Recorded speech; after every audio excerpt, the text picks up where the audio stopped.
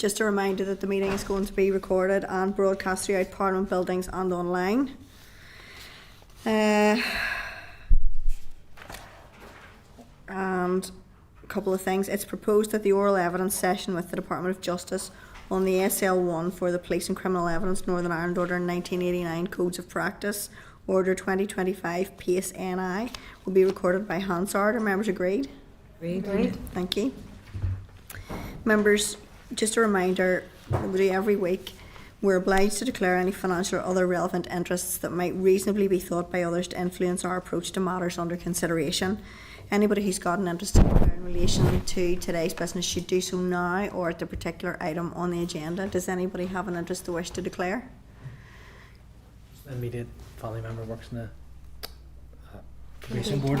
Nearly said the policing board there. And I have an immediate family member in the legal profession, and as usual a number of us are members of the APG. Agenda item 3 is draft minutes. So the draft minutes of our meeting of last week, which was the 15th of May, are pages 38 to 45 in your pack. Are you content that those minutes are a true and accurate reflection of the meeting of the 15th? Agreed? Agreed. Thank you. Any matters arising? We have none. Anybody else? No? No. All good, thank you. Members, with your agreement, could I ask if we could move to take agenda item 7, please, which is the Crime and Policing Bill, Legislative Consent Memorandum. I'm doing this on the basis that we've just received correspondence from the PSNI and we've had a brief discussion about that correspondence, and it would be helpful to take that while it's fresh in our heads before we get into other matters. Are members agreed? Agreed. Yeah. Agreed. Okay, thank you. So let me move to that.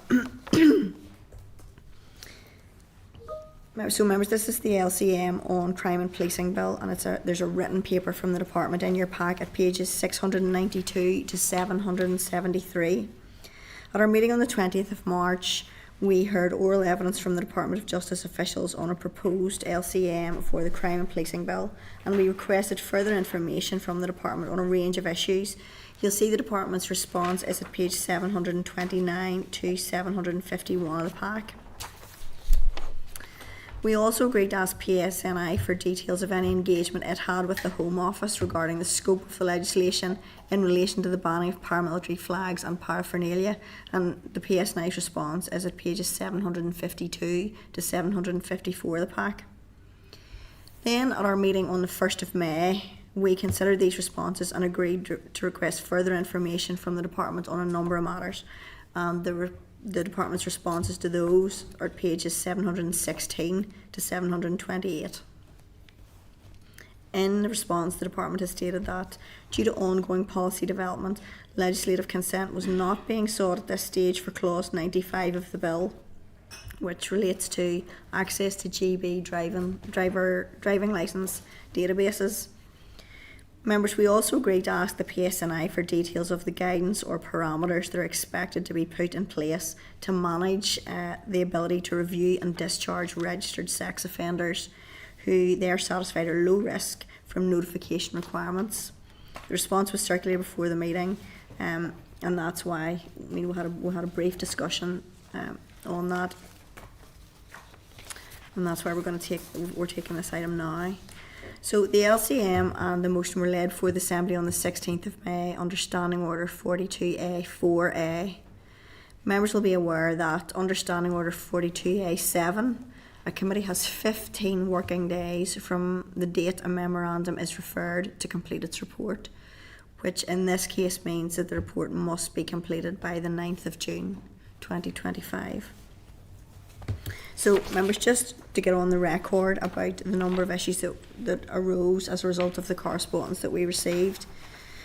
There was a point there on the last bullet on the letter from the PSNI that relates to PAPANI, partner agency information sharing and seeking their views on the risk presented, and that, I suppose, drew to our attention the whole business about if somebody no longer has to register as a sex offender and is no longer on the sex offenders register, whether or not in circumstances that a partner contacted them to contact the police to ask if their partner presented a risk, whether or not the police would be given that notification to the partner, or whether they're deemed now as no risk, and the partner wouldn't be told. So we want some clarification around that. The other issue is, in the course of the letter, it states that the stuff that they'll take into account is it'll be removed after 15 years. The current legislation permits an RSO to make an application to the PSNI to be removed from the indefinite notification after 15 years, and this legislation will enable the PSNI to initiate the removal subject to relevant risk assessments. And then the PSNI outlines the parameters taken, I suppose, and that indicates that the risk is assessed and it's set at category 1, which is the lowest level. At least 15 years of registration completed, has a low risk score from recognised risk assessments and home visit at the time of the application for consideration, and professional judgment and review of police information and intelligence. So I suppose the things that we had agreed to look at were beyond partner notification, were whether there was a deterrent factor in the fact that they were subject to notification, and whether a risk presented that if they were not subject to such inspection, whether there's a likelihood of the risk increasing.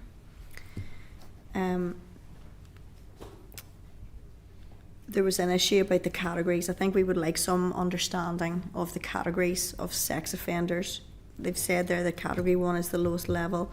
I think we would like to know what each of the categories is and what it represents, and whether such category is based on the type of offence or the risk posed. And again, just I think here this was your point about whether or not every sex offender who's been notified, who's been notifying for 15 years is treated similarly then at the end of that 15-year period.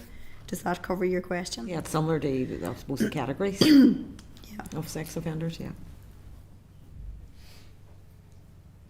Does anybody have anything further they want to raise on that specific letter from the police? No? Or is there anything else that you want to raise with regard to the LCM? Obviously the officials are coming in next week about a separate LCM, but we understand it's the same official, and therefore if we probably gave them a heads up about the queries we've got, we could get answers to those and move things along without further delay. Anybody have anything further? Or is that a reasonable summary? Yeah, that's fine, yeah. So nothing further on that. Nothing further on that LCM. So just a reminder, that's cuckooing. It's guidance on creating child sexual abuse material, provisions to strengthen the notification requirements used in the management of sex offenders, administrating harmful substances, including by spiking, encouraging or assisting serious self-harm, electronic devices for use in vehicle offences, proceeds of crime relating to confiscation, proceeds of civil recovery costs and expenses, international law enforcement data sharing agreements, and criminal liability of bodies in partnership. Everybody's fine? Okay, that's fine. Then we'll take that again next week. And hopefully the department will be able to provide us with some information on that. You'll also see, just in relation to the parameters that the PSNI will consider, the department has also provided a response on that, and that can be found at page 722 of the pack. It's useful to get both, because sometimes, you know, what the department says that will be done and what the police practices, you know, maybe it can be a bit more detailed, so it's useful to hear from both.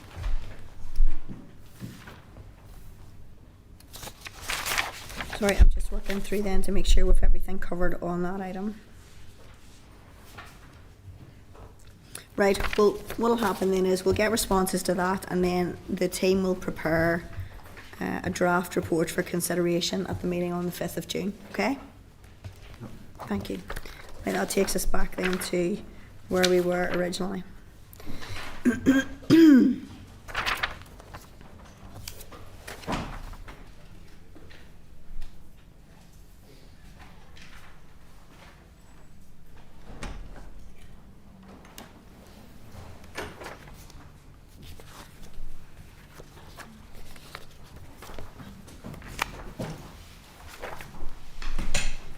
Members, can I ask you then to, hi Lisa, hi Denise, can I ask you to turn to agenda item 5, which is our consideration of the SL1 Police and Criminal Evidence Northern Ireland Order Codes of Practice Order 2025. So these are going to be, the relevant papers are going to be at pages 47 to 663 of the meeting pack and pages 3 to 16 of the table papers. So just a reminder of what PACE is. So PACE provides the statutory framework for police powers in Northern Ireland. And a reminder for you of where we're going with this. The Department's proposing to bring forward a statutory rule to update the PACE codes that regulate the exercise by police officers of those powers in the investigation of crime, and they set out safeguards and protections for members of the public. It's proposed that the rule would be subject to the negative resolution procedure, so it wouldn't be coming before the House. Officials from the DOJ are in attendance with us today to get to answer any queries that we've got with regard to our consideration of the statutory rule. And so I would welcome Lisa Boal, who you're all familiar with. Lisa's here with us fairly frequently now. Hello, Lisa. Lisa's the head of PACE Policy and Legislation Branch, and Denise Bloomer. Denise, I think you've been with us too, have you? No, this is your first time. Yep. You're very welcome. We're nice, I promise. Welcome to my GCSEs. Yeah. Famous last words, right. Denise is also from Police PACE Policy and Legislation Branch. So ladies, you're very welcome. Thank you very much for taking the time. You know we've got some queries around this. My intention would be to allow you to make any remarks that you wish to make, and then we'll open the floor to members, because I know that members have still some concerns around the codes. So if there's anything you want to say, first of all, I'll hand the floor to you. Yes, certainly. Thank you, Chair, and would like to thank the committee for the opportunity to be here again to discuss the PACE codes. The committee's aware, as the Chair has pointed out, that we're seeking approval for the updates that we're proposing to the PACE codes, and it's the updates and the changes that we were proposing that are the focus of this exercise. We've previously had the opportunity to discuss the codes with the committee on the 3rd of April, and there was some follow-up questions that arose from that session, and we responded to the committee on those, and we hope the committee find that response helpful. We're keen to keep on track to lay the codes. We're hoping to lay them by the 5th of June to make sure that we can bring them into operation by the 1st of July. It's important that we make sure the codes are kept up to date and to reflect legislative changes that have been made to pieces of legislation, including counter-terror legislation and the National Security Act, because it's important to make sure that the codes are up to date to ensure that the appropriate safeguards are in place for people who are detained in custody, and to ensure that they're there to properly support the effective operation of policing powers. Sorry, Lisa, can you just go over that again about why it's important that it's done? No. To make sure that the codes remain up to date and to reflect the changes in legislation, particularly some of the counter-terror legislation and the National Security Act. So it's important to make sure that the codes are up to date and reflect those powers, to make sure that there's appropriate safeguards in place for people detained in custody, and to support the police whenever they're deploying those powers. Members will be aware that since our last session on the 3rd of April, the Supreme Court ruling issued in the case of For Women Scotland against Scottish ministers, and that raised a number of issues around sex and gender, and particularly the definition of sex as it applies to the Equality Act 2010 that applies in England and Wales. The Department is awaiting guidance from the Equality Commission to consider the potential implications that the ruling may have on the Department's policies, bearing in mind, of course, that Northern Ireland has its own equality and anti-discrimination legislation, and so that we have to understand more fully how the implications of the judgment here. That being said, we did seek legal advice on any particular implications the judgment may have on the PACE codes, particularly Annex L to PACE Code C, which is also replicated in codes H and I. And as a result of that, it was established that paragraph 3 that was in Annex L would no longer be a correct description of the position, and it would need to be reviewed. We are keen to remain on track to get the revised codes in place, and particularly to make sure that the updates to codes H and the new code I are in place. So, bearing in mind that a change is required to that paragraph, we want to take the time to make sure that we get that change right, and to wait and see what the Equality Commission guidance says, and what changes, if any, that the Home Office may decide to make. So we don't want to rush making those changes. We want to take a bit more time over it. So that's why we're proposing at this stage to amend paragraph 3 to read under review, to give us time to consider what changes may be made and if any other changes are going to be required to reflect the Equality Commission guidance, and as we get a better understanding of the judgment. So that's what we're proposing to do as an interim measure, and we shared the draft with the committee. And I appreciate that came at quite short notice, but we only really got our position clarified this week, and we wanted to make the committee aware of the change at the early stage so that we could to inform your consideration and to try and keep ourselves on track with getting the codes in place by our intended timescale. As I say, the change that we're proposing at the moment is an interim measure. We had already planned to do, once we got the set of updates in place, we were already planning to do a further piece of work on the issue of strip search, particularly in and around, the initial focus was around the provisions related to children and young people, but we would obviously have to look at the implications of the Supreme Court ruling, taking account of the Equality Commission guidance, and to look at that more fully. And we want to do that as an exercise in its own right, and to engage with stakeholders as part of that, and there would then be a period of public consultation on that. So that's kind of the interim position we've taken on that, and why we've approached it in this way. So we're happy to answer any questions that we can from the committee today, and to help inform your consideration of the SL1. Those members, before we launch into the discussion on this, I just want to remind folks it's really difficult to think once you start to read these codes, and 600 pages is a fair whack to get your head around. It's easy to get into the weeds of the issues, as opposed to focus on what the changes are. But we need to focus on the changes. And this is not, just also a reminder, this is not going to be our last bite of the cherry at the PACE codes, because they'll have to be revised again as a result of the Justice Bill. But obviously that doesn't preclude anybody from asking for clarification and so on. But the focus today needs to be where the changes are. And Lisa, thank you for the clarification around the issues you've raised around Annex, or around Code C, H, I, and I think there's reference to strip searches in Code D as well. So, right, and we'll come on to a conversation about that, no doubt. Doug.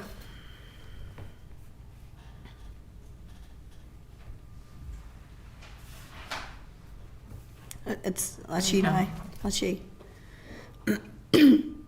Right, thank you, Chair, and Lisa, thank you very much. Really useful, and I want to, if I can, just go because you focused on this issue of gender and the changes that we got on in the table pack.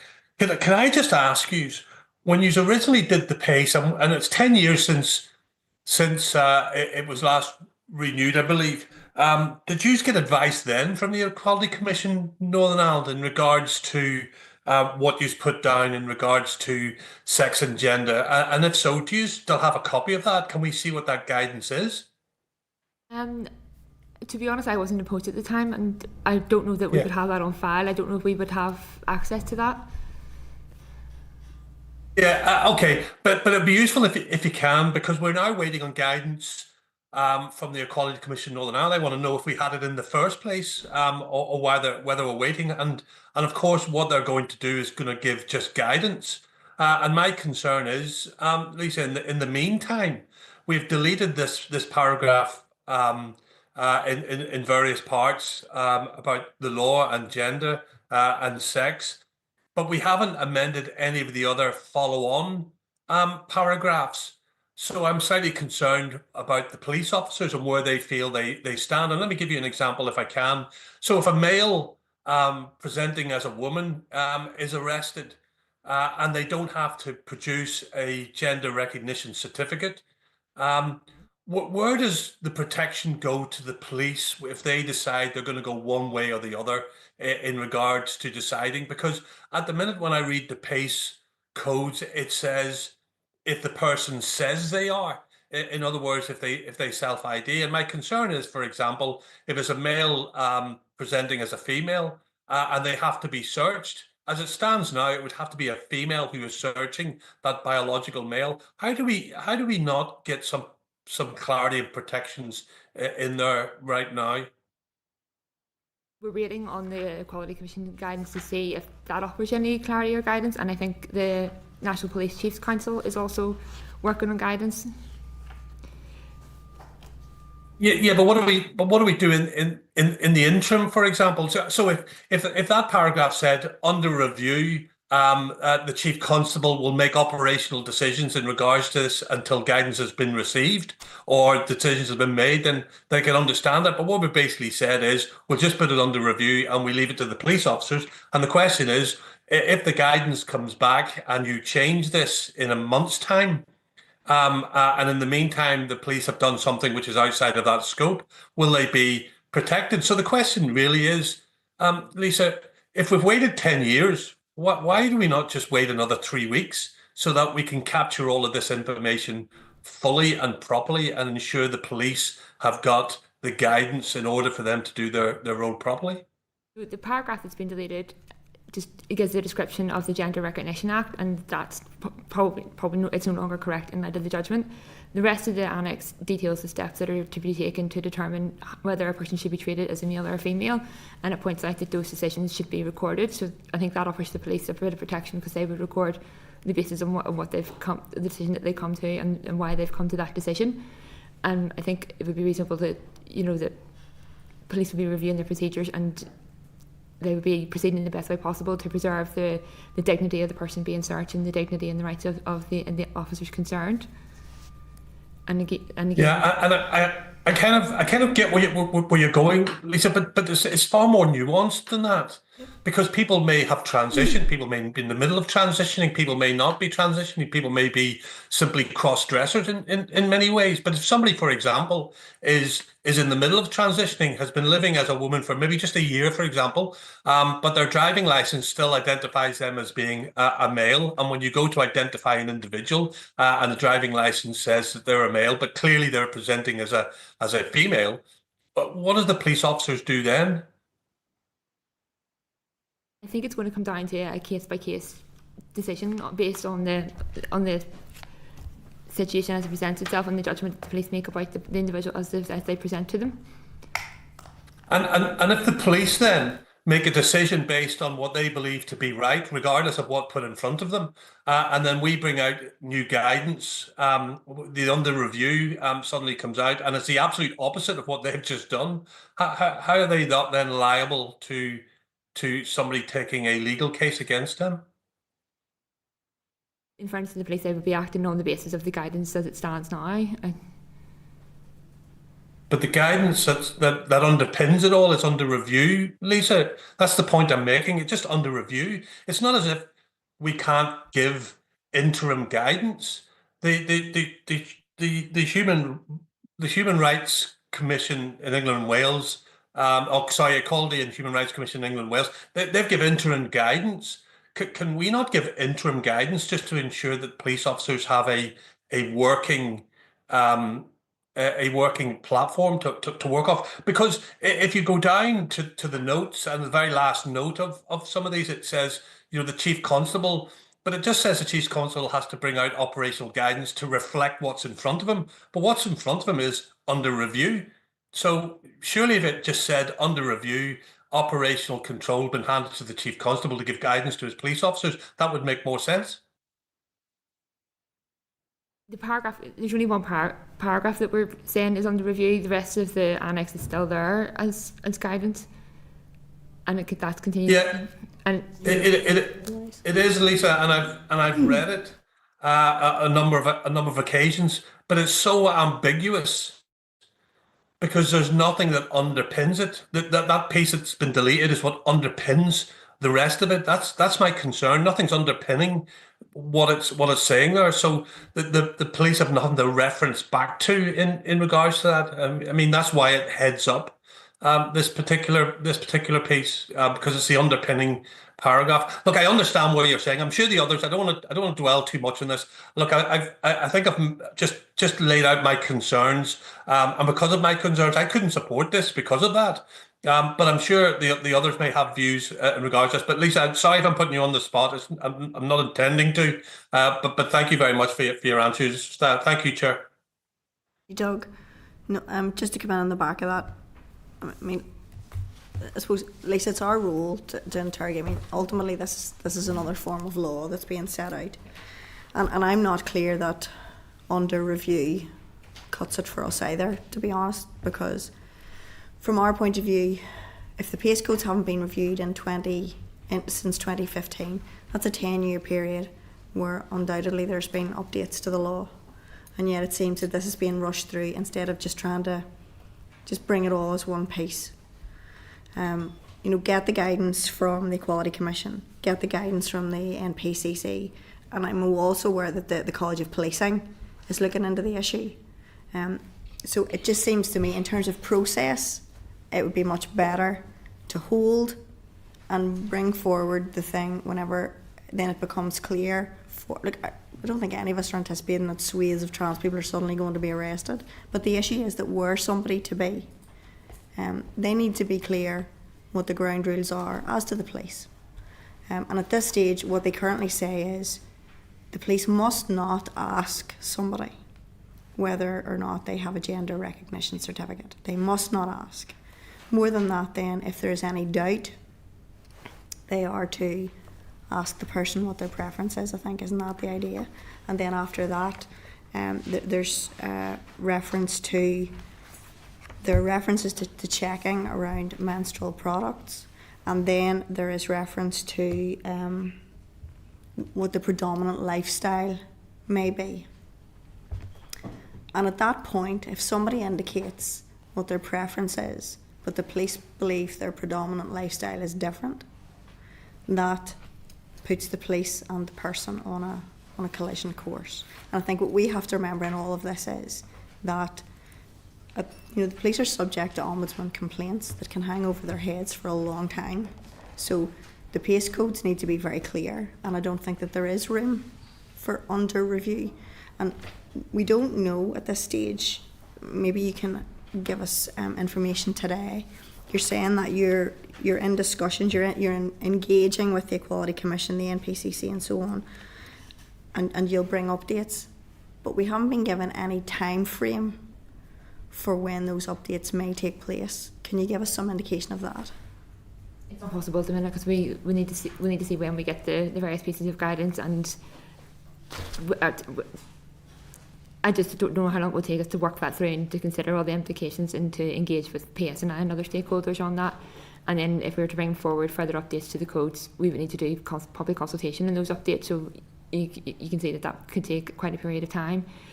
And I appreciate that it's difficult, and it's difficult for us all because we're in a position where we want to make sure that we want to get the updates to the codes through, particularly in relation to codes H and I and the other changes that are being made across the codes. We're trying to strike the balance between wanting to get those updates in place and wanting to take the time to look at the issue around strip search in slower time. The paragraph that we were deleting was a description of the purpose of the Gender Recognition Act, but then as the annex later goes on to explain, it's not lawful to ask a person if they have a gender recognition certificate, and the guidance is then is about trying to establish whether a person should be treated as male or female for the purposes of the code. That's reflects the positions that would be in place at the moment. So we're trying to keep something in place, but bring updates where they are required to ensure that those updated safeguards are in place for people in custody. So that's the balance that we're trying to strike through all of this. And I think we completely understand the balance that you're trying to strike. I think that for us the balance is slightly different, and we'd prefer the process was different. We also understand these are not small issues, and we know that you need to work through them. I mean, the Supreme Court judgment was a significant judgment, but it just seems to me in the interim period the gap is too great and the directions aren't sufficiently clear for the PSNI. And what happens in the event that, what right does an officer have to say, well, I don't want to conduct that search? As we understand it, I mean, that would be an operational matter for the Chief Constable, because obviously he's responsible. The officers are under his direction and control. But we understand that if there was a particular concern, the officer would have the right to object and to not carry out the search. Yeah, the problem is that if all of the officers object, then the people who are left are people who the person in custody does not wish to be searched by. So it's not straightforward, and I'm not sure that under review works for us either. Yeah. Morris. to safeguard anybody in custody and the officers, and for clarity, this thing should come back to us as a complete item, not under review. I don't think we can accept it in its current form as an under review, because it's too open-ended and there's too many things can go wrong by not having clear definitions of how it should be operated.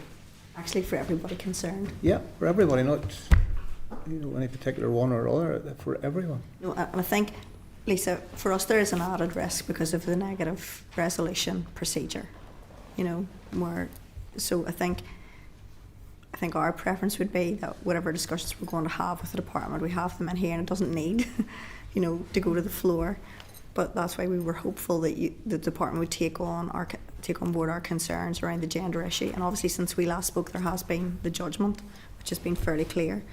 Right, I think we've probably discussed the gender issue, unless anybody else has anything to discuss on the gender issue. Does anybody else have anything further on the PACE codes? Deirdre, you had indicated. Yeah, it was just, and I know we'd sent questions and stuff, and I know that's going to take a bit of time, and apologies. And I just know there was probably still some outstanding information, even from the evidence session that we had going back a few weeks now, Lisa.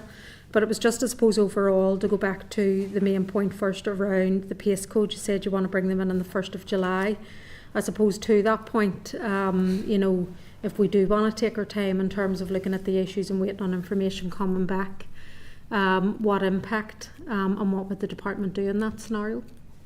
Well, that scenario, the codes that are already in place would remain in place. So that's code ADH.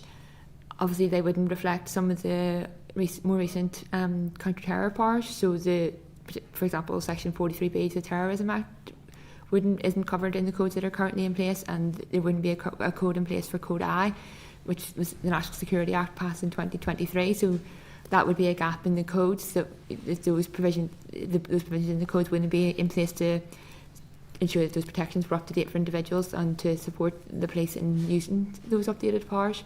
So there would be a gap that would continue to persist. Yeah, and obviously though, is there can the NIO move on that?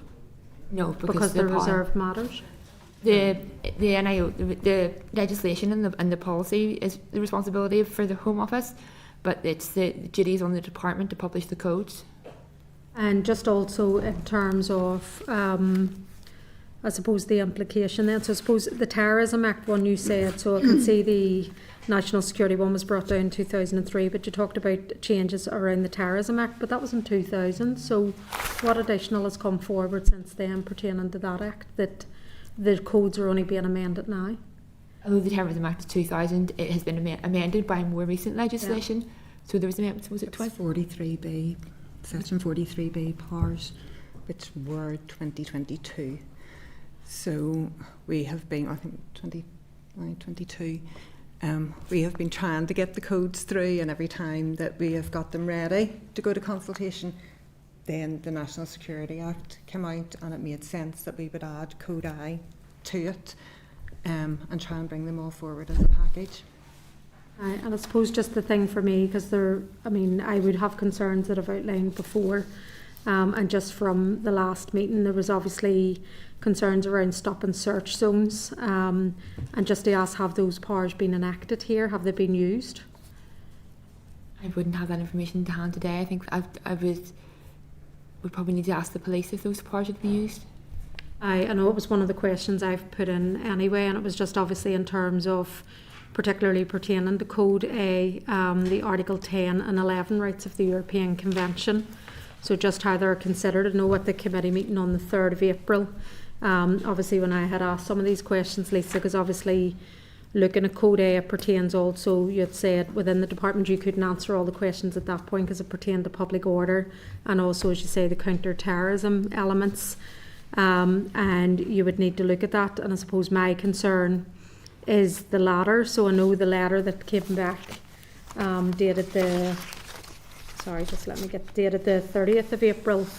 You give some more information pertaining to public order, but nothing around national security or counter-terrorism pertaining to the use of stop and search zones being enacted. So I would like some more information in terms of have they been used in that scenario, and also what are the safeguards that are built in terms of making sure, as you say, I mean, I would completely agree that we do need these codes, we need a legal framework and safeguards, but they also have to be used fairly, lawfully and consistently. And I suppose that's the bit that I'm trying to judge on those aspects, so I would be keen to get that information. And I suppose what I also raised at that meeting on the 3rd was around press freedom.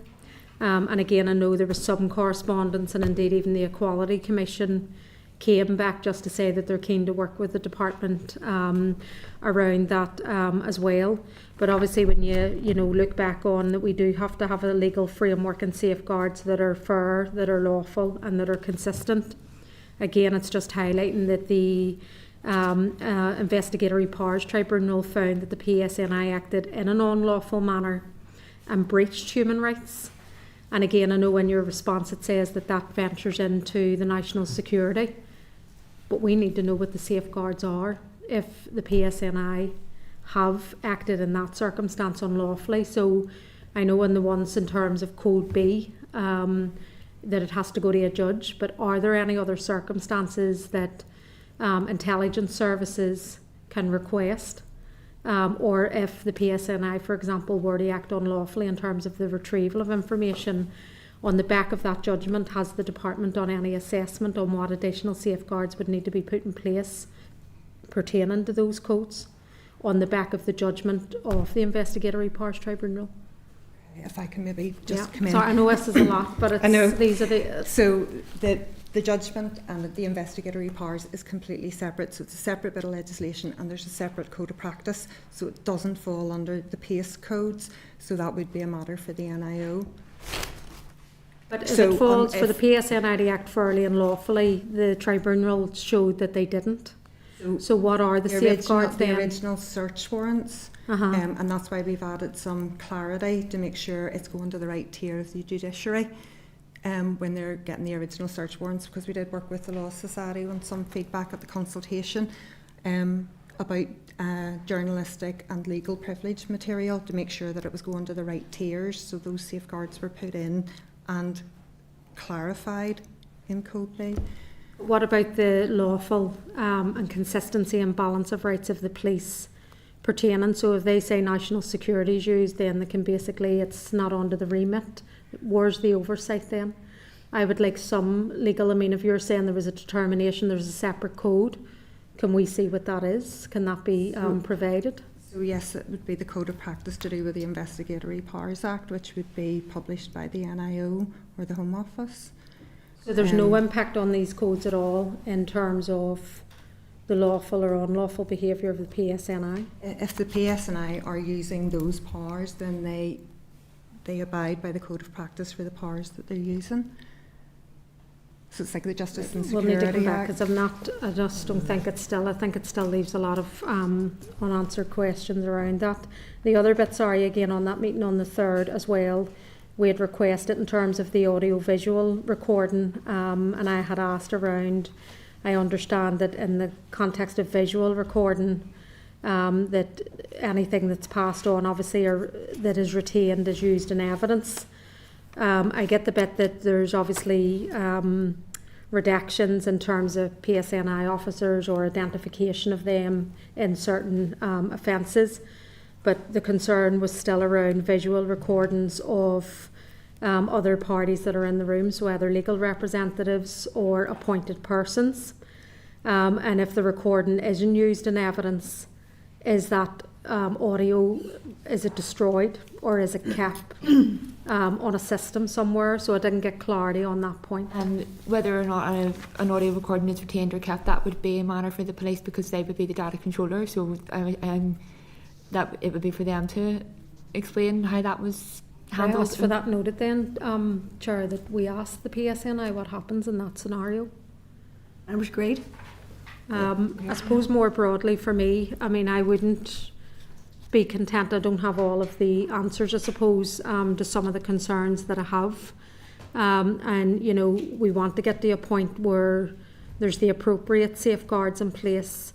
And I would have particular concerns in terms of amendments in the new code And obviously the Code H as well, as you say, pertains to the National Security Act and also the Terrorism Act and the subsequent amendments to that as well. And I am concerned in terms of the draconian nature of aspects of those pieces of legislation. I'm also concerned that they are reserved matters, so this Assembly has had no oversight or scrutiny of them. I'm also concerned that in the evidence session that the Human Rights Commission had also given on the 3rd of April that they have had no input into those pieces of legislation either, and they actually said that at the meeting in terms of the drafting or as they were moving through Westminster, and obviously concerns around how national security is applied. And I suppose the safeguards or oversights, because when we have asked these questions, it's then, referred that that's a national security matter and that's for others to answer. So again, I'm not satisfied in terms of the protections that are there, and I would need to see more of the clarity in terms of the questions that I've put on this also, Chair. Okay, Deirdre, thank you. Does anybody have anything further? Danny? And I know I just put the question, it's just to help me understand as well, just an example of Code I. So an officer of the rank of superintendent above can delay notification of arrest, whereabouts, or allowing access to legal advice for detainees for up to 48 hours. A person should be able to consult a solicitor in a reasonable time before court hearing. How is that human rights compliant? Those two things compatible for a start. That's the new codes. Again, we'll go back to, it's in Code H, and the powers come from the Westminster legislation, and they will have been through their own scrutiny. So I appreciate the Human Rights Commission said that they didn't have any consultation because it wasn't a legislative consent motion. So that would be normal practice, that Westminster legislates, MPs debate, there's scrutiny committees, and the law's made, and we have no role in that. Now, when we were making the code changes and proposals, we worked very closely, and the Human Rights Commission did say that at their evidence session, that we did work closely, we did engage with them, we have shared early drafts of the codes, and that we had further engagement with them, and we went back and forward, and that they were content with the proposed changes. So as I say, we don't have any input into Westminster legislation. The codes reflect what are in England and Wales and have been in place. Code I has been in place for at least a year, and there's been no challenge to it. The Northern Ireland Human Rights Commission have no concerns with what we're proposing, and that's as much really assurance I can give you. One more wee point then. So if detainees can be held for 96 hours, they must be visited by appropriate healthcare professionals at least once every 24 hours. Can a custody officer overrule that? I seen that question, and I had a brief look at the codes and the legislation, and there's nothing that I can see, but that would mean that they could overrule it. But if there's something particularly that you're aware of, and we can look at it in slower time, like we will with all the questions. But You can't give an answer to that, sorry, now that they can or can't. well, when I looked at the stuff, I don't think that they can. But again, if there's something that has been brought to your attention, I'm happy for you to share it with us, and we can have a look at it. What about them that's been in place in England and Wales? Has that happened there? Not that we're aware of. That's right. It's just a couple of examples of the codes. Yeah. And can I just check with you? You had raised a point there before I bring Doug in. Doug, I must apologise because I overlooked you there, and I'm sorry. I'll bring you in a wee second.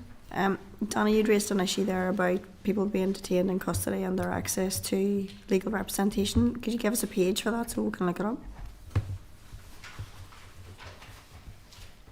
Don't. I was wrote It was Code I, was it? under Code I, but I don't know where it is in the papers. It's Do you have it? You do have it somewhere here. Where else could you? Article 59. Where is it? Article 59.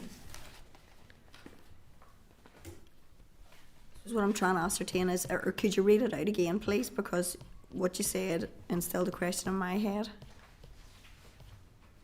Basically, an officer of the rank of superintendent or above can delay notification of an arrest and whereabouts of allowing access to legal advice for detainees for up to 48 hours. A person should be able to consult a solicitor before a court hearing. How is that human rights compliant? If they're denied that? Like they're being held for 48 hours. What about? No, I suppose what I'm trying to understand. No, it's not code A, sorry. Lisa, can I check with you? There are other parts of the PACE codes, and I appreciate that each code is kind of distinct in its own way. But what I'm trying to understand is the other codes indicate you're supposed to have, you can have legal representation at the earliest opportunity. Is this code different in that regard then? I don't have the detail of the code to be able to do it different. It's a distinct side-by-side comparison. We would need to check that more carefully just when we see the detail of the code to see if it is different. I imagine if there is a difference, there would be a policy reason for that. But I say I'm not in a exact. specific set of circumstances from memory, but so it's not across the board. No, but I just can't remember. No, that's because that paragraph, if there was something else in that code that said, and that's what I thought you'd read out the first time, that you're supposed to get access to legal representation at the earliest opportunity, then those two things couldn't go together in the one code. So that's what I wanted to check, and that's why I was looking for where it is. But I would imagine that if there was a difference in that code, there would be a particular national security reason that has led to that difference, and we have no control over that policy decision. No, that's fair enough. I just wanted to understand what was going on there. That's great. Doug, apologies. It's your turn now. I'm sorry about that.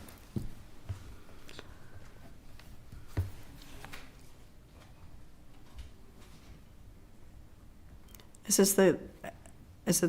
broadcasting shut you down? There's you now. Yeah, sorry, that's me. Thanks, Chair. And Lisa, I'm just going to go a little bit into the weeds of something, if I can, please, because I know how complicated the PACE code is, and sometimes I couldn't keep up with it, and I'll be really honest with you. But I was really interested at looking about the issue around translation services, food, and uncontaminated copies of religious books. I don't know what the latter means, by the way, uncontaminated copies of religious books. But the translation services talked about the main ethnic languages and the main European languages had to be the posters on the walls, which give the rights, had to be in those categories. Could I ask if you could maybe explain that a little better? What you think the PACE codes envisage in regards to that? Are we talking about a huge amount of different language posters in custody suites?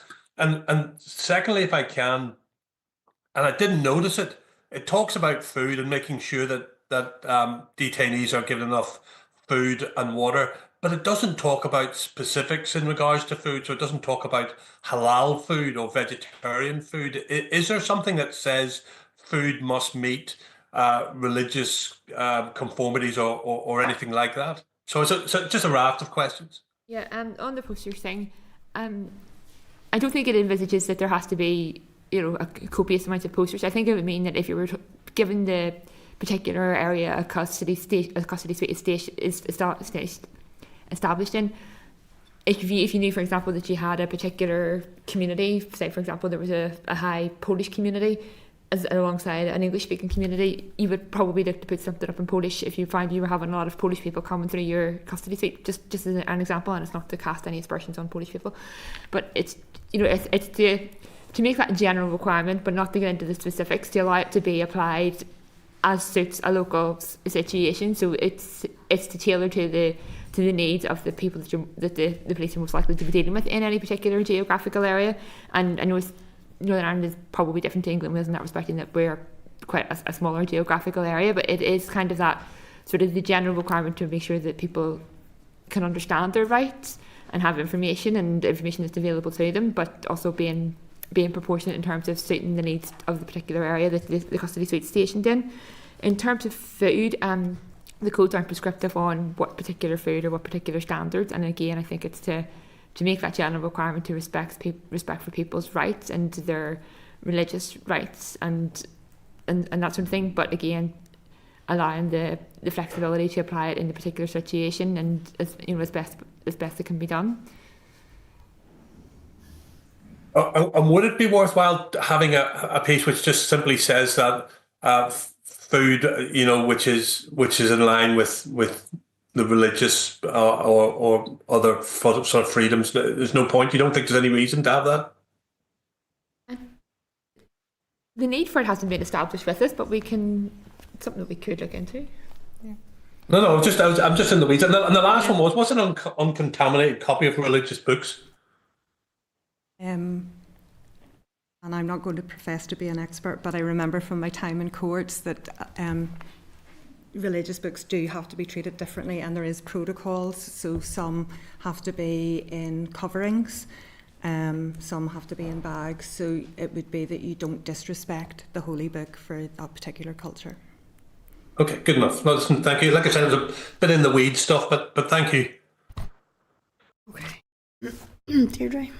Or it was just And then I'll two- bring in Ciara. two Ciara, are others. you okay with that? I presume you're okay to give way to your colleague? Yes. It was probably just 2 points of clarity, and this was just on your consultation document response that was on the 4th of February, it was dated, so it was just the consultation on the revision and a summary of responses and next steps. You might not have it, but it was just a query in it at 4.2.2, where it was one of the respondents had said that Code A should be amended in line with the Justice and Security Act 2007, where the legislation refers to wireless apparatus.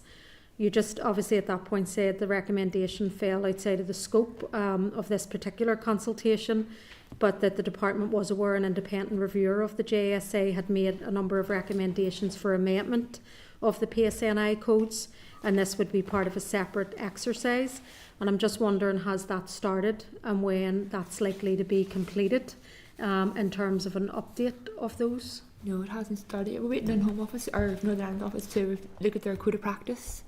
So I don't think that they've started work on the changes to the code of practice yet. So we need to wait until that was underway to consider any changes needed to the PACE codes. Okay, so it'll be, so it's still to be considered in a separate exercise then, but there's no date for that yet.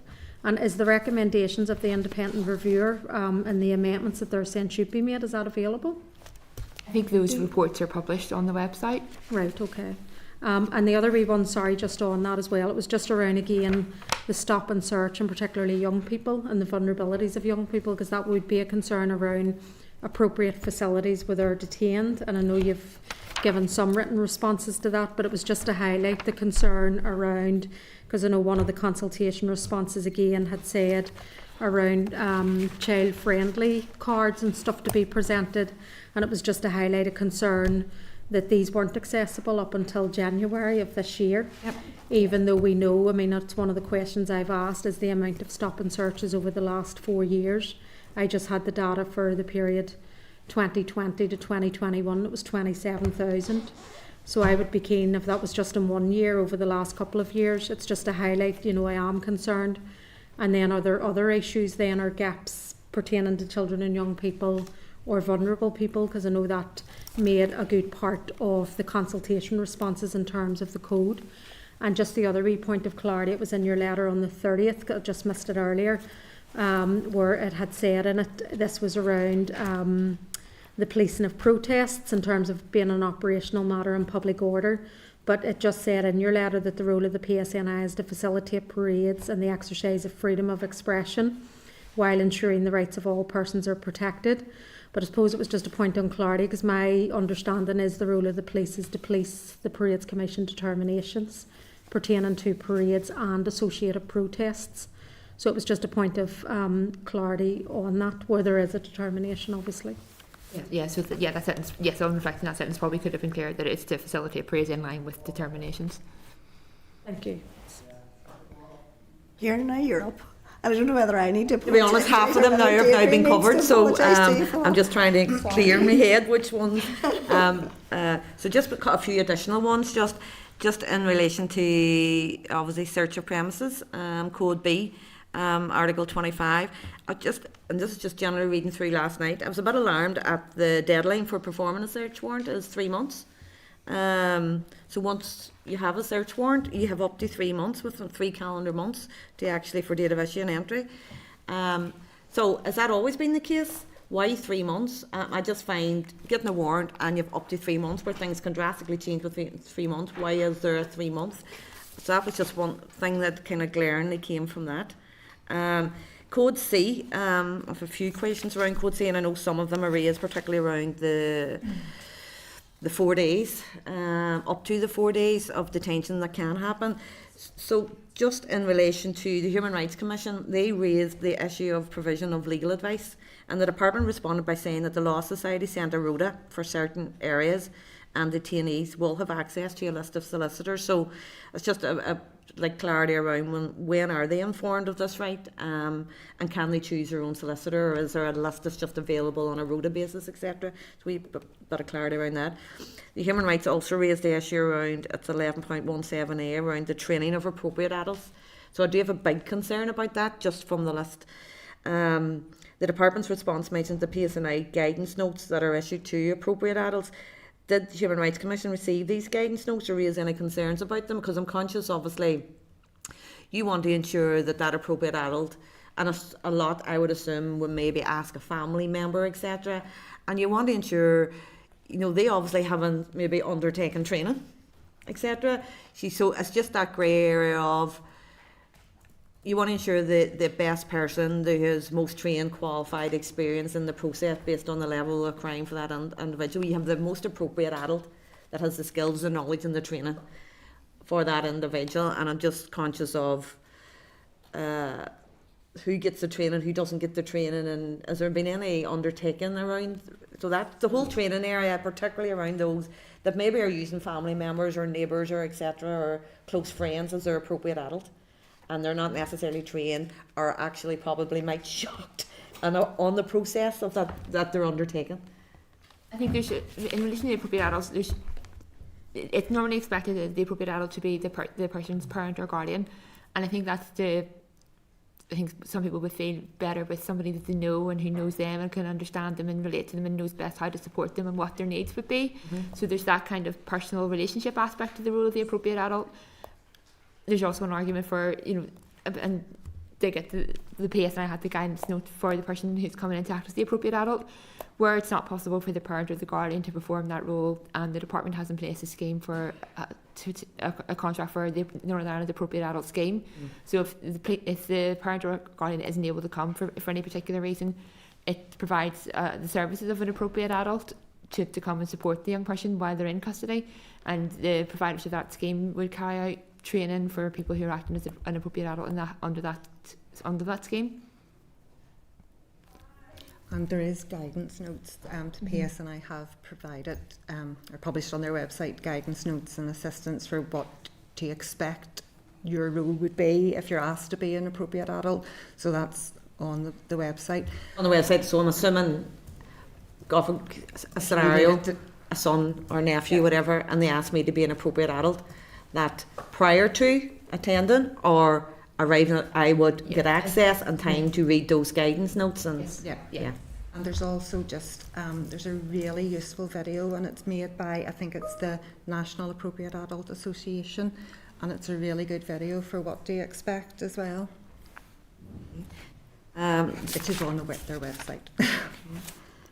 Just a couple of more, just if you're happy enough. Just a few additional questions.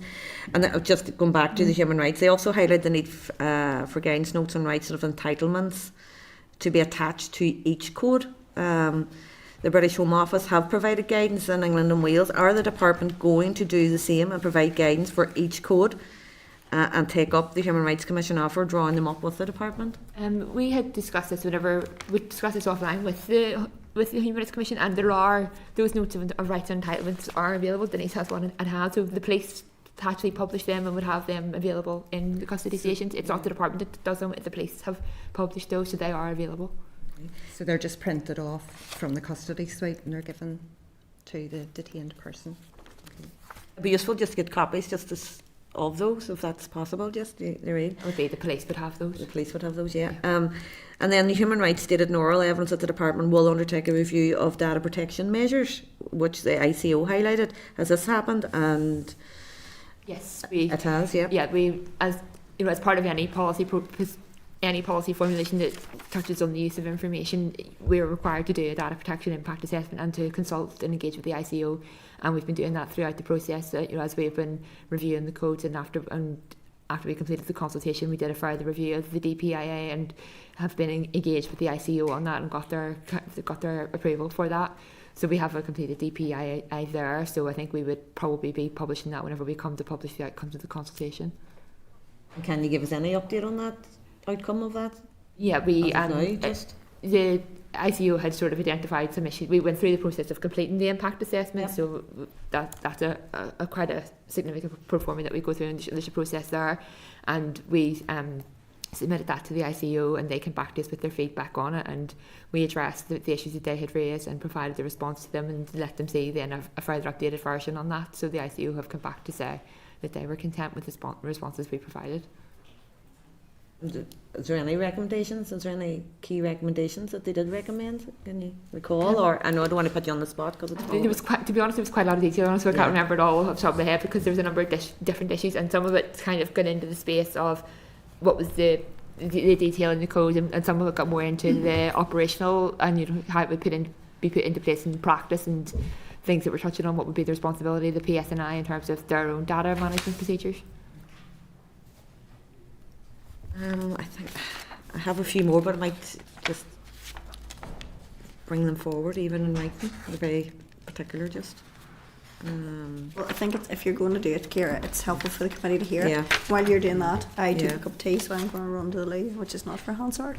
But so you work away with the witnesses, and then I'll be back. Okay. You're the chair. And Deirdre's there with us.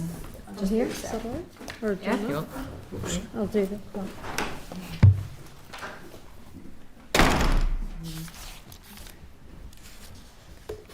No, Ciara, if you just want to highlight, just for the Well, just- committee just, purposes, and then we Aye, can follow up. well, just one after. other then, obviously, the human rights again, they also highlighted in oral evidence the need for officers implementing the codes to have human rights considerations of thought processes.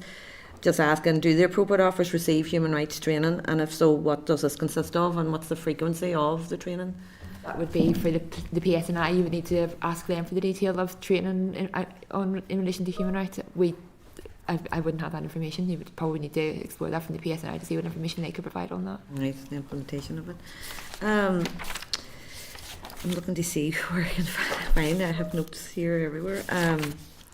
There was one in relation to, I'm trying to find it, sorry, Chair. It Okay, was, take I'll just try to get the full reference to it.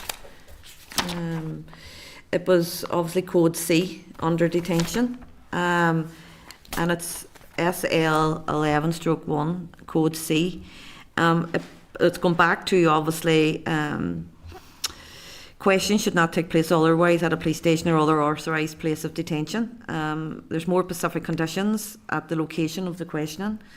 So I get obviously the heat, light, ventilation. Suspect must not be compelled to stand. Short breaks of refreshments every 2 hours. Doctors must be summoned if there's any sign of physical injury. I'm not saying doctors should be called if there's any sign of mental health, learning disabilities, etc., etc. So I don't know, where does that come in? That would be done at the start by the Right. custody officer at, I'm going to say check-in, but booking in. So the custody sergeant, the custody officer, would be responsible for assessing the needs and the vulnerabilities of each detained person. That would be if you had a vulnerable person, that would be the point at which it would make the decision to whether an appropriate adult would be required if they had somebody they considered vulnerable. Right. But there's also in the likes of Musgrave Street and Waterside, there's on-site nurses as well, and I can't remember the appropriate name for them, but there's nursing. So if there is a medical or a vulnerability, that they too can assess them. Yeah.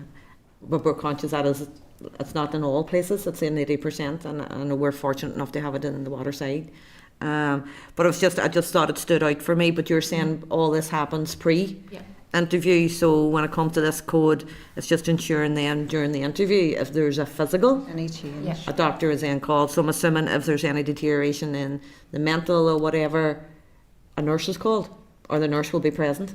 Yeah. The custody nurse, or if there's not one on site, then it will be the FMOs. That's fine. No, thank you. Can I go back just to you were asking about the solicitors? Yeah. Just so yes, in the bigger sites, so in Belfast, yes, there's a duty rota, as I understand it from the Law Society, but anybody in any custody suite or whatever, they can pick their own solicitor. So if they don't know a solicitor, they'll be given the equivalent of the old yellow pages or whatever to go and pick. The Law Society have on their website sections that would be specialist sections. So if you have domestic abuse or I'm trying to think, burglary or whatever, the criminal things, that there'd be solicitors specialise, and you can select which solicitor you want to contact. Yeah. See, on that point, sorry, it's again around the health deterioration, and particularly under Code I, because I know the Human Rights Commission raised this as well, and obviously the department were saying there's already enough clarity within the codes, and I suppose it was just around the guidance. But it was around if somebody's mental health particularly deteriorates and a health professional is saying they can't continue, can a custody officer override that in terms of Code I? And is there an appeal mechanism for that? Now, that's obviously worst case scenario, Yeah. you know, but Again, I think there's maybe... because that's a new code, that's why I'm asking under that. If we can come back to you just Yeah, in no, writing on that yeah, one. thank you. Thanks for that, Deirdre. On a number of fronts. Right. I have read them all, so. Does Take anybody someone have to anything support further? No? Right. I failed my GCSEs. It's like an exam. Good Like, thing. honestly, to be honest, I think the question as to whether or not we're content with the proposal for the rule, or if any further information or clarification is required, is kind of moot, because I think it's clear that we do require further clarification and information. So let me see. Deirdre, you had a list that had gone to officials. Are officials, will officials respond directly to the committee with those issues then? That would be helpful. Yeah. I meant to CC you all in and realised at 11 o'clock last night I didn't, so apologies to the other committee members, but that can be shared, the list of questions, if... I think we'll probably have to, just in terms of managing expectations, there were quite a number of things on the list of questions that would be operational and would be for the PSNI, so we can only respond to the matters that are covered in the PS code. So there might be some things that we'll have to say that you would need to explore with the PSNI directly. That's fair enough. Lisa, if you would flag those up as quickly as possible so that we can get Yep. the correspondence away to the PSNI in tandem, then that would be helpful. And then we can get that done. So our members agreed with that? Agree. Okay, that's great. Lisa, thank you. Denise, thank you very much. Thank Hope it wasn't too bad for you both. But like, this is not straightforward for us, and you'll appreciate that. This is legislation as much as anything else, so Yeah. we've got to do our jobs on this.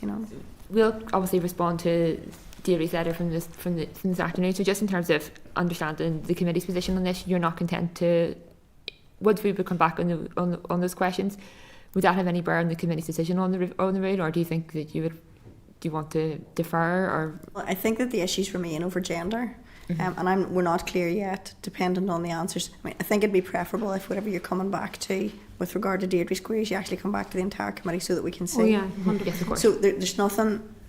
I think we can't preempt what decision will be taken based on what the answers to those questions are and whether that will satisfy the issues that have been raised. I don't know. Yeah. But certainly, the issues around gender remain, but we'll see where we are whenever we get the other answers. I think what might be helpful for us, if we can answer the questions and satisfy the committee's questions on the changes to the code, so what we've been working on, we're not going to have the answers on gender. No, it's going to take time. Quickly. So we anticipate anything on that, we'll have to do another public consultation. But I think if we can settle what's in the codes, the proposed changes at the minute, so when we go to public consultation, we're using the updated codes as the basis for that public consultation, would be helpful for us rather than revisiting. I can understand you might want to do that, Denise. But it's a no.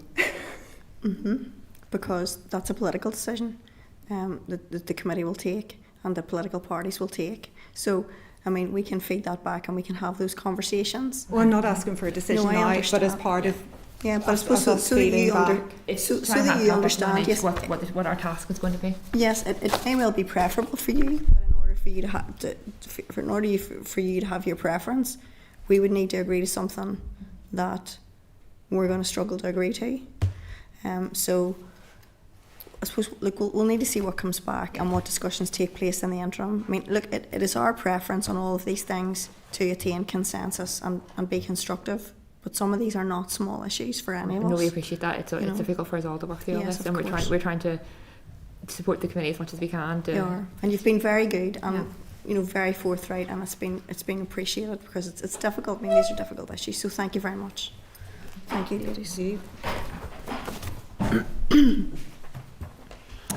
Members, could I ask you then to look at agenda item 6, which is written papers regarding the Justice Bill.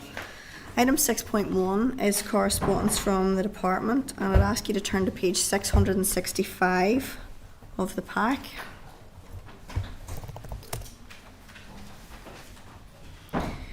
See, the department has responded to our request for further information regarding the proposals for a review mechanism relating to the new DNA and fingerprints retention framework contained in Part 1 of the Justice Bill. Are you content to note that correspondence, or do you have any further information or clarification you'd want to seek? The only thing that occurs to me, and maybe we could get the folks to check, the Law Society last week in their evidence session raised the issue of, I suppose, the individual requesting a review.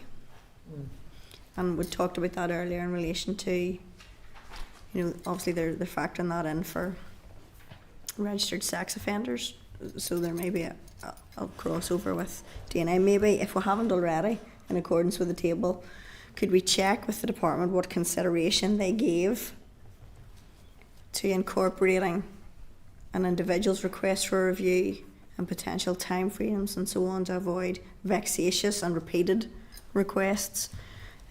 Just if we can look at the issues that they looked at, if any, in relation to that matter. Would members be agreed to that? Yep. Thank you. Does anybody have anything further? Just want to see if I have anything further on that.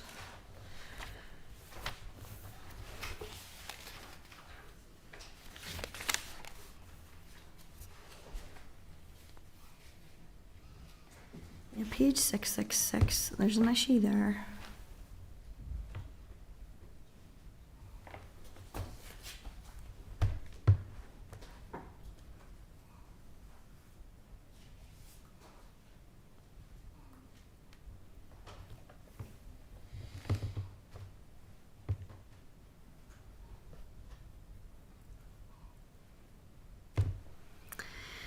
Yeah, part of the difficulty with this is that the review mechanisms and so on are going to be the subject of public consultation, and then regulations are going to be brought before the Assembly after the bill has been produced. But the police have 18 months to 2 years to get their system built. Now, we don't know how quickly the regulations are going to come forward about a review, about everything that pertains to review. So, but the problem is the police need that information in order to build their system. Yeah. You know what I mean? Because otherwise they're going to spend likely millions to build a system. It doesn't incorporate review, and then millions more. Whereas if the whole thing was done together, then your time frame, it's one time frame and one cost. So I think we probably need to be flagging that up to the department just to see what they say about that, because there are practicalities there, and bearing in mind the department's budgetary pressures. Now, I appreciate they've also got resources pressures to bring forward all these things, but in terms of time frame, I think that's a common sense issue, I would have thought. It's about asking them, what are they doing currently, or will they do with a software developer, whatever it is, they mitigate that there'll be any cost when a final review mechanism is set. Is that being, can that be built in it's a number up of front? things. It's a number of things, Ciara, because if this bill is, whenever this bill is passed, There's a very clear time frame on the PSNI to bring forward their system. But we don't know how quickly the regulations are going to come forward. So your starting point is, how long is it going to take you to do that? Is there any way you can get it done and put it somewhere in the bill so that actually the PSNI have one set of build instructions and that the time frame isn't extended beyond what it needs to be to get it built and implemented? Can you build that time frame into the bill? Well, that's That's a we need to question check. for the regulations. Kathy. You look at me for. The commencement could also be a factor. You know, delaying the commencement could also be a factor that could be built into Because in order to allow it to be built. I think there's a risk again over biometrics, which has already been passed and was never implemented. And that we'll do this all, you know what I mean? That we'll do this all again. I just think there are questions that we should ask around it. And there's no harm. And actually it puts it on the department's radar too. Would that be all right? Yes. Okay, thank you. Let's see.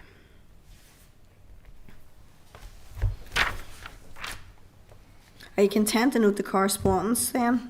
Do you require anything further beyond what I had raised there? No? Okay. So, as previously agreed, bill-related papers are going to be published on the committee's webpage. Are you content? Yeah. Great, thank you. Item 6.2 is request for further information, and I'd ask you to turn to page 669 to 691 of your pack, and you'll see that's our table. Again, the team's collated that list of requests and so on. It's really useful so that we're not repeating and duplicating, and I've no doubt that that will be spectacular as we come to our deliberations. So you content to note that? Yes. Once again, thanks to the team for their collation of that. Item 6.3 is about the round table event. Can I ask you to look at your table pack, and it's pages 18 to 22. Our round table event is with grassroots community organisations is due to take place in the Long Gallery on the 5th of June. That's just a couple of weeks away. It's going to start at 3 o'clock and last for approximately 2 hours. It would be helpful to agree the structure for the event so that we can produce an agenda. Any relevant information can be issued to those who are attending the event, and just that the arrangements can generally be made. Can I ask you to look at the draft outline structure at page 20 of the table papers? Are you content? Do you wish to propose any changes? I mean, how do you envisage this going? I mean, there are a number of ways this can be done. We can ask attendees what's their area of interest and seat them at a table accordingly. Thus far, there have been 2 big ticket items, which have been biometrics and children's bail and custody. So we could get everybody to look at that and then move into areas of interest at other tables. Or we could ask everybody everything. You know, it's... Ciara, how do you envisage My this? thoughts, as chair? unfortunately, I'll not be there because I'll be in Brussels with the committee, Munster Framework Committee. But when I seen the breakdown of all the different timescales for all the different issues, I think you were talking about 4 tables. I think each table should focus, and you have the same facilitator at that same issue, and the people rotate around the tables. I think it'd be far easier. So you could have 3 rotations. So you're envisaging it like a speed dating thing? Yeah, I think that would be far more practical, where you've got consistency with the facilitator at the table with that particular knowledge. Everyone will have the opportunity to speak on the issues, so they're being educated. They mightn't have came here for that particular part of the bill, but they're not only with a 5-minute, 10-minute education around that table, they then can feel free to have a conversation, be asked the same questions, and then if they're just moved around, so at least even if it's 3 rotations of half an hour each, so they've all had the opportunity, and then maybe at the end the facilitator from each table does a summary. So you're not doing summaries every 20 minutes for each of the different issues, just to make it maybe easier on the facilitators. And Do you understand who the facilitators are? yourselves? I know, and I'm not even going to be there, unfortunately. I know. Enough knowledge of the issues, right? But I think it would be easier rather than having to sit at the table and cover every issue. Just each table is at part of the bill, the 4 parts of the bill, and just rotate people round the What tables. about the amendments? You can add them in. You could do them as a There's collective at there's the some end. stuff in part 4 that I don't think are going to really be of massive concern to communities. I think that, it's been suggested there's a proper way to do it, and then you do a round-up session at the very end. Yeah. Because if you do a round-up session every 20 minutes or so, you'll eat your time away, and you'll lose track of yourself. So getting a round-up at the very end would be The other thing, that's fair enough. I mean, are members content with that general thrust then? Yeah. The other thing that occurred to me was, I said to Kathy, there'd been kind of mentioning this about kind of when you're introducing the issue, highlighting the areas of concern that have already been raised. There may be a place for that, but I was thinking I would actually like to hear from these people before we've put our thoughts to them. You know, let's hear their thoughts kind of clean from from everything that's gone before, and they may raise the same issues, but it's coming from them rather than us saying, well, we've heard this and this and this, what do you think? You know, which means that they're coming in with a clean sheet. You could do that at the start after the introduction and the presentation. Just open it to the floor for general, and then break for tea, and then go into the round table. So you're getting it right at the start, as you say, as you're just any initial thoughts, feelings. Yeah, I don't want their views tinged by things that we've heard before. They may well already have seen and they've taken it into account, but the purpose of this is to hear from them. You know, not for us to kind of project what we've heard already and what other people's issues are onto them. Let's see what they have to say. Kathy, you want to talk to this? Oh, Chair, I just wanted to ask, I mean, if there are 4 main tables, I think we've about 7 really high level. So there's the biometrics, children, live links, which would be both the part of the bill and the amendment, serious organised crime, rehabilitation, restorative justice and access NI. Do we do 2 maybe of those at one of the tables? So maybe address rehabilitation and access NI at the same table, or are there 4 areas in particular that the committee wishes to focus on?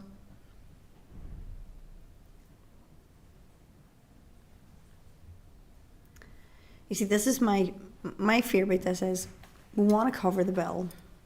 We've focused in we've spent quite a lot of time on particular 2 sections, and those are the biggest sections within the bill. But the purpose of this is to hear from people about what they want to tell us about the bill and the amendments. And if we're dictating, well, these are the 4 subjects, they're not going to get to do that. And we're not going to get the benefit of them participating. So, Chair, is the way around it to maybe group the amendments then? So, Live Links amendment will be with the Live Links part, but then we've got 4 other real high-level amendments after that. Could you do 2? You could do restorative justice and I mean, those are not restorative justice is like a couple of clauses. Serious organised crime is something similar, I think, isn't it? Yeah. So whilst they're not necessarily related thematically, in terms of bite-sized chunks, they're not bad together. Access, NI and rehabilitation of offenders, I think, sits nicely together, and you could have, I suppose that's still 1, 2, that's still 5 issues. For amendments that haven't, or there, I mean, there could be stuff that they may want to bring, or like us to bring forward as a committee. So giving them the more of a freedom, I'm only on the committee, but we have talked a lot about biometrics. You could do it, and they may only spend a small amount of time talking about biometrics, and it's something that they're passionate about. It's maybe not the we see. Overlooked, yeah. You could ask them themselves, do a poll, electronically poll of those 8. What's the key ones that you'd like to focus in on today? I can prioritise your... We could ask them before they come. If we're communicating some issues, ask them then, what do you? And that could identify, you could ask them to also identify then maybe to take Danny's point, the areas that aren't covered in either the bill or amendments that they believe should be, that have come up in evidence so far. Pardon? Don't give us any more. But I think that was your suggestion, Danny, wasn't it? Yeah. Does that kind of give you guys a steer? Yeah, I think it does, do you yeah. need, does No, it? no, Is it no, I think that's... if there's anything else you need us to give consideration to, Okay. that's no bother. Right. Let me see. Right. Also, can members indicate their availability to attend the event and let the staff know as quickly as you can, let the team know rather. Yeah, Now I'm just flagging up. well be. Now, we're going to have a meeting in advance because we've got those 2 reports to sign off for the LCMs because they've been laid. So, if you're not going to be... It's a good news. Yep, so you're sucked in. You're going to be tied. No escape. But I think it's, well, I always think these things, it's better if we produce the full team and everybody gets to... Well, anyway, so can everybody indicate what their plans are then, as quickly as possible, please? I know Ciara's in Brussels. Yeah, in Brussels. Aye, that's on the 5th, sorry, you're talking, yeah? Mhm. But, yeah, no, I'll be here too. And we're going to meet, sorry, at 2 o'clock, are we, in advance? Yeah, okay. We're going to meet at 2 o'clock and then we'll go up the stairs for 3. Yeah. We've 2 reports to agree about the legislative consent motions. Right, agenda item 8 then, speaking of which, is Border Security, Asylum and Immigration Bill Legislative Consent Memorandum, Department of Justice written paper, and you'll find that at page 774 to 942 of the pack.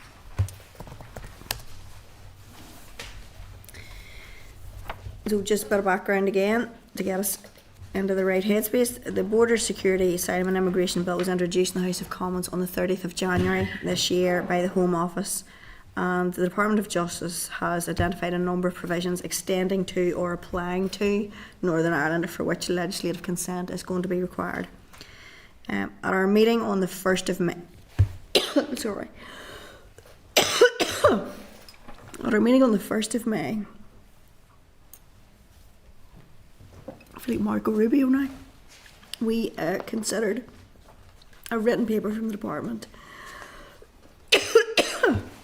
that provided further details on the provisions it had identified for which legislative consent may be sought. Could you just give me a wee second? Yes, okay. Sorry, I'm still with a cold.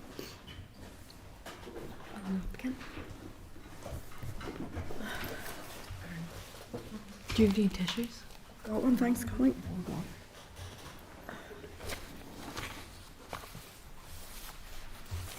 Right, apologies. No, I'm going again. Thank you. Thanks, Thomas. Thanks, Aaron. I'm going to need this. I'll take a big glug and hopefully that'll sort me out.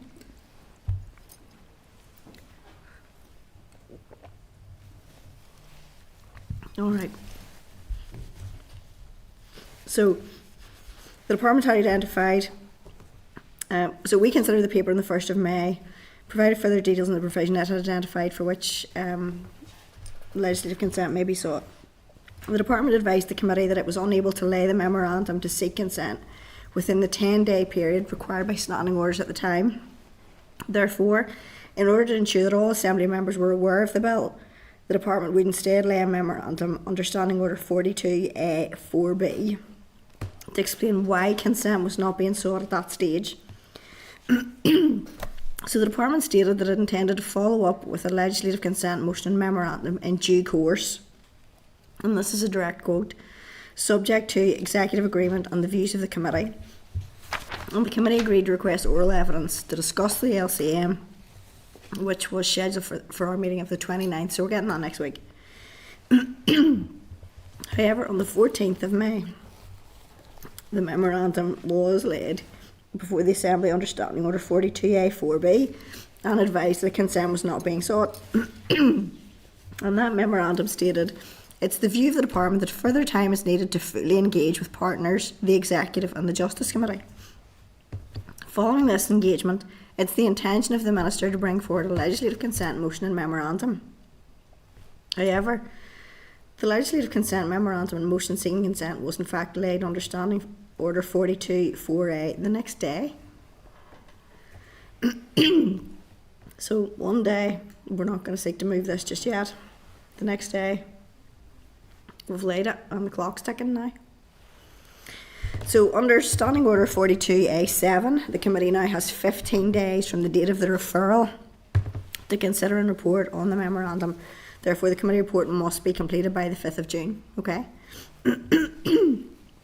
Given the time scale within which consideration of the LCM must be completed, we need to indicate immediately following our evidence session on the 29th of May whether or not we're content to support the Minister in seeking the Assembly's endorsement of the LCM.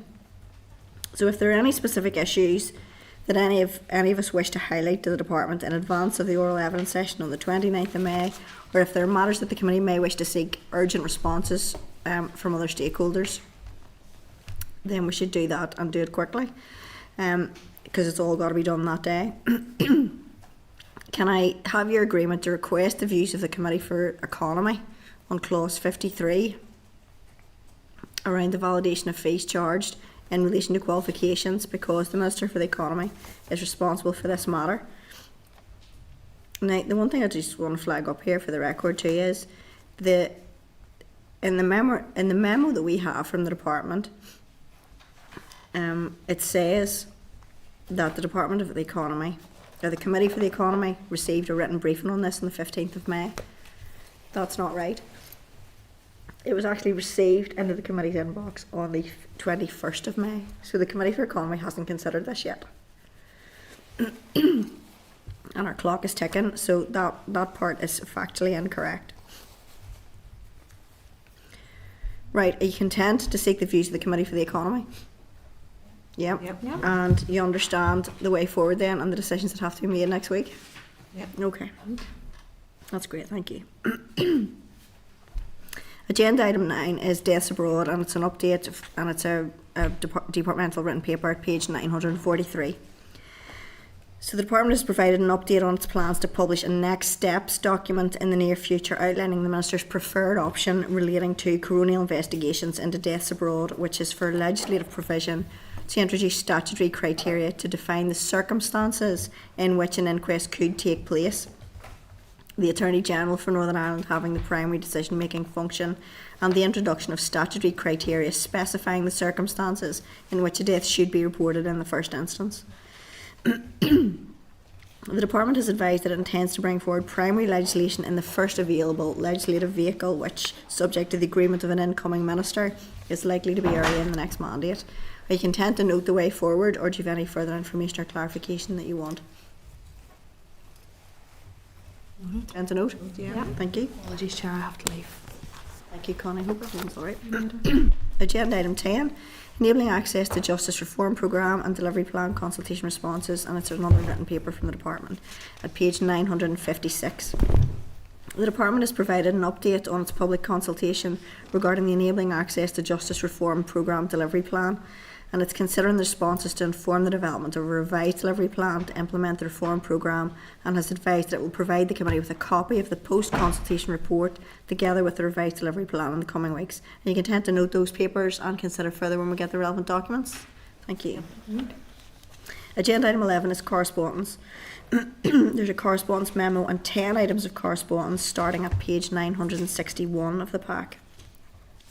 As usual, I'm going to draw your attention to a couple of the items, and then you can have the opportunity to comment on any other items in which you have particular interest or you wish to discuss. Item 11.2 is copy of correspondence from the Committee for the Executive Office to the DOJ at page 964, and that's in relation to a number of matters regarding the Victims Payment Board. Can I have your agreement to request a copy of the Department's response to the TEO Committee when it's available? Great. Thank you. Item 11.3 is correspondence from the Northern Ireland Audit Office. It's a report around continuous improvement arrangements in policing, and you'll find that at page 967. Can I have your agreement to ask the Policing Board for its response to the recommendations in the report? Yeah. Thank you. Items 11.6 and 11.7. There's two items of correspondence from the same individual starting at page 1001 of the pack, and it relates to complaints about the Police Ombudsman for Northern Ireland and the Western Health and Social Care Trust. Does anybody have any views on these items? I think that we're kind of back into the situation where we have a rule around the strategic policy and legislative rule in relation to justice matters, and individual complaints are very difficult for the committee, and really we shouldn't be straying into that territory. And it's not that we wish to diminish anything that anybody has been through or a situation that they're facing where they consider things have not been addressed the way they should have been. So it's not to diminish what has happened in those circumstances, but it's just that we as a committee can't really take that on, and it probably is more constituency work than it would be committee work. So maybe I could propose that if we could respond to the individual indicating that and advising that their local elected representatives may be better placed to assist in circumstances like this. Just make one comment. Yes, Ciara, Just go in ahead. relation to, because we've had this before, and you want to assist and advise and guide as a direction of travel of where you should feel if you are aggrieved that you are being listened to. And now I don't know the detail behind the case, but just in reading all the correspondence, it seems to be, I suppose, if you have to put yourself, someone in their shoes, if you're trying your best to try and get redress and someone to listen to you, and different organisations are advising you to go to certain places and then they're advising you, no, it's not us, it is quite frustrating. I don't know just if there's any way we can assist by maybe getting some kind of, is there legal advice in relation to, in this scenario, is there any further area where the complainant can seek? Well, I think that, and this is part of the issue, so we discussed this kind of last week too, we don't have the expertise to know what the remits of the various organisations are, and we could end up in circumstances where we're directing people to the wrong place and they're being stonewalled again, and that's not fair and it's not ideal. The issue is then, actually, their elected representative is better placed to know where there might be, what their options might be. In terms of legal advice, that would be for the people to take themselves, wouldn't be for us to take on their behalf. But at least their local elected representative can get into the detail of the complaints and maybe do their best to signpost. Now, it's going to be very difficult for elected reps too. These are not small issues and they're not small cases. But that's the starting point, rather than for a committee to do it, because nobody on the committee team would have the expertise to know. They're not dealing with constituency cases staying daily to know where's a good place to go and what the remits of the various bodies are. And I think we'd be in a tricky situation if we advised people to go somewhere and it was the wrong place. Yeah. So, and this is the problem with this is, it is not in any shape or form to diminish or take away from people's experience, but we can't be directing them to the wrong place, nor can we take on individual cases, and it's, you know, it's very difficult. And you know, it's not that we're unsympathetic; it's just we're stuck. You know. So, would members be content if we would issue a response along those lines? Okay, thank you. On a similar vein, item 1110 is correspondence from an individual at page 1055, and that's a response to the committee's letter dated the 8th of May regarding family court issues. Do members have any views on that item?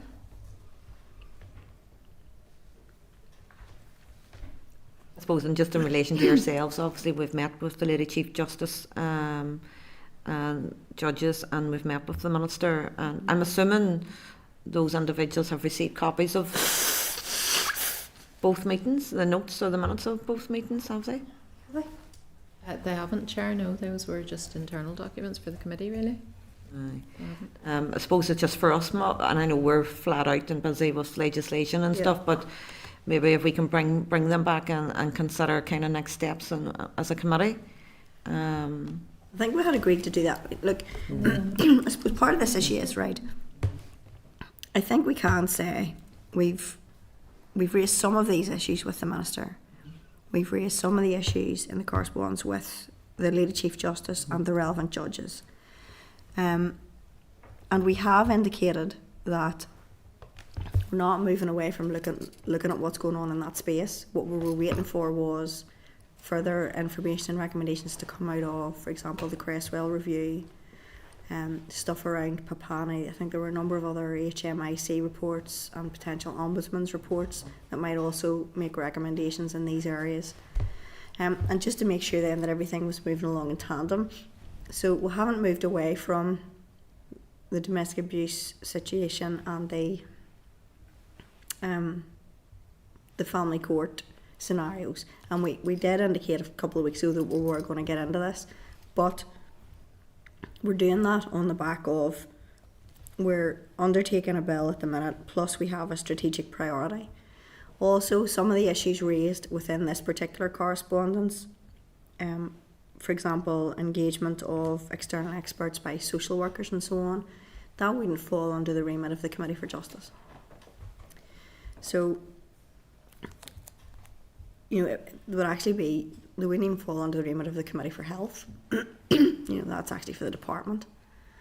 So, I think that we can indicate, look, we're not stepping away from this and we'll come to it, but you'll appreciate that we've got, and some of the issues that have been raised, yes, we're engaged in those conversations, and our work in this arena is not yet finished. Would that be fair enough?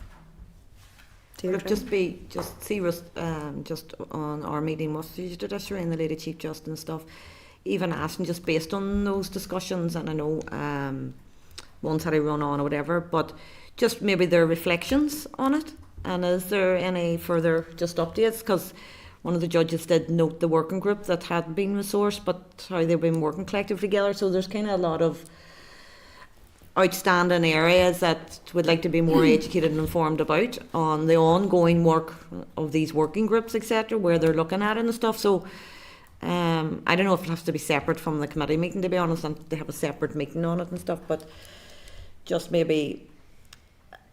Yeah, maybe. Just their reflections. I know we have the minutes, but just based on our meeting, have they any reflections? Well, they would like to offer us? We haven't had much of a chance to reflect on our own reflections, is the truth of it.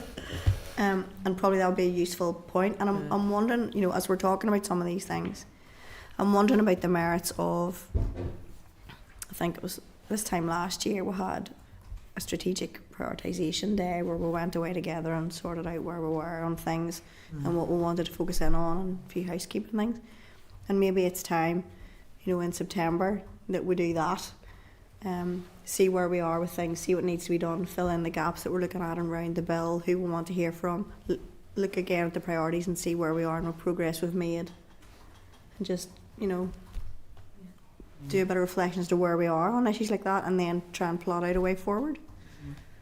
I think that would be good, Chair, because I'm trying to get a sense in my head on a calendar what that's going to look like. So as we get in to go through stage by stage of the bill, when we anticipate, even though, because we said we aren't going to work to the March as the deadline, so what that looks like coming into the autumn, and then as you say, what room there is then to look at other things. Well, bear in mind that there's potentially another bill coming in the autumn. No, that's what I mean, and anticipating even that and putting it in, and also any other amendments that potentially might do, obviously the deep fake offences and all. I know we're getting a briefing, but I think it would be good just to, outside of the committee, a bit to of take a that wee bit of time around what are the key issues then in the rest of the term, really, as from a scrutiny point of view, that we'll want to kind of get into a wee bit. Because we did say on the family court stuff we would look at it in the autumn, would do a dedicated, and then the potential of another joint health meeting to pick up on those cross-departmental issues, to make sure they're picking up, the children and young people bit and social services.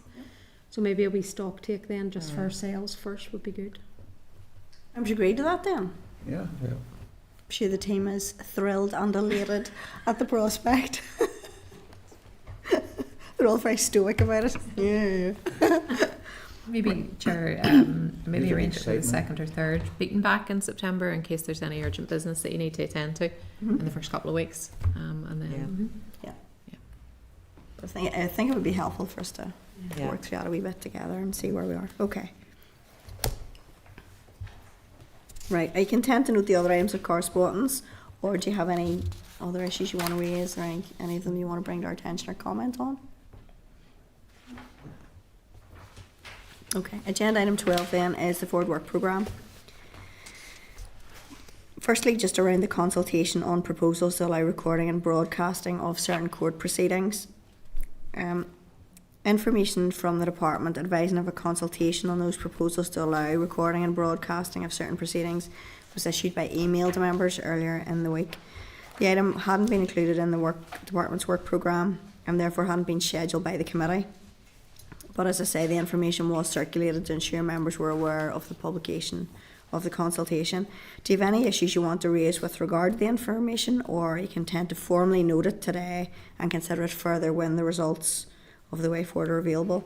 Or you could add it to the work programme in June as a written briefing. So the options are there for you. How do members feel about it? Any views? Be enough to wait until it comes back. Members agreed to that then? Yeah. Yeah, okay. Then the actual forward work programme, so there's a proposed department work programme at page 1062 and an updated committee work programme at page 1064. Are you content to schedule those items of business from the department in the forward work programme and our own stuff, subject to any changes that might be required as a result of availability and so on? Yeah? Okay, thank you. Item 13 is chairperson's business, and there's none. Item 14 is any other business. Does anybody have any other business? No. Agenda item 15 is date, time, place of next meeting. The next meeting is going to be in here on Thursday the 29th at 2 p.m.